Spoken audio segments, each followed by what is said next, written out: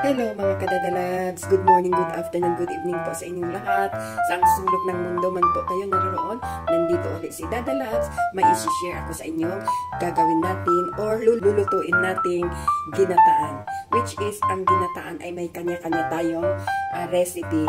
So ito mga kadadalags, ang ginataan gagawin natin ay ang green munggo na kadalasan ginagawa ito ng tausug, which especially to our family.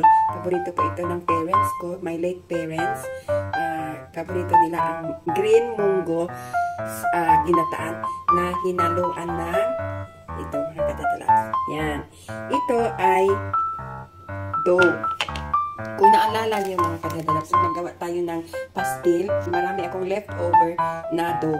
So nilagay ko sa fridge and then inaisipan ko dahil we are fasting today para pag-breakan namin ng fast. Ang left ay ginawa kong ganito para ihalo ko dito sa munggo sa ginataan natin. And then the other left dough ay ginawa ko ding pastil. Alam niyo ba mga kadadalags kung anong feeling ginamit ko? Ay paborito ko rin ito pag ang feeling ay bihon or pansit. So ngayon, dahil wala akong bihon, ang ginamit ko ay Indomie.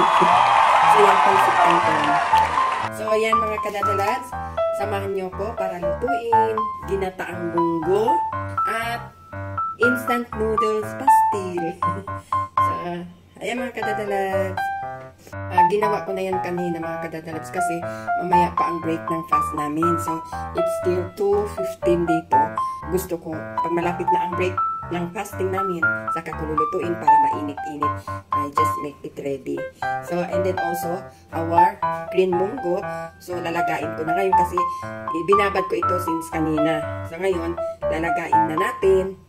So, ayan mga kadadalags, kumukulo na ang ating munggo for our ginataan.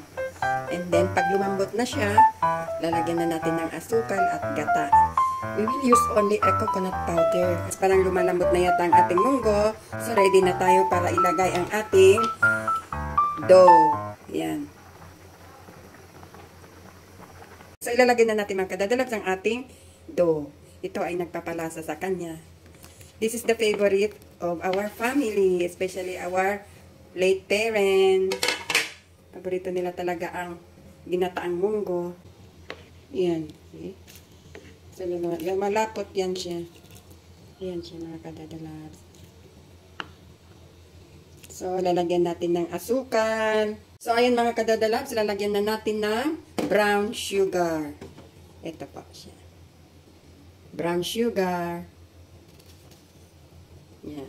So, kung medyo kulang pa ang tamis sa inyo, pwede nyo dadagdagan. So, ayan. So, hanggang sa pakuluin na lang natin.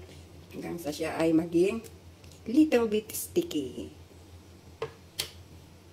Sindol. Ang tawag sa tausug ay sindol.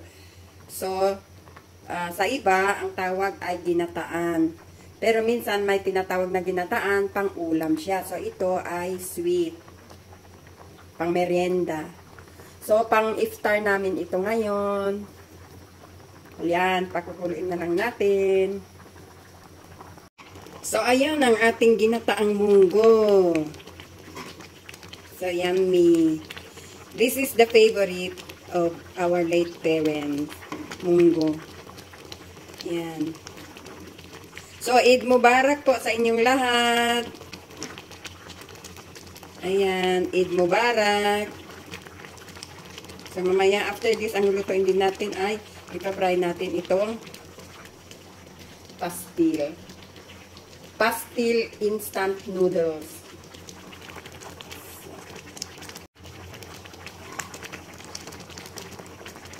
Sindol, munggo.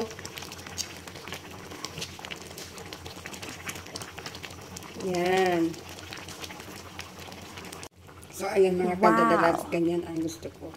Malapot na ginataang munggo. Ang tawag sa amin sa tausug mga kadadalags ay sindol. So, ito ay sindol munggo. So, ayan. Yummy.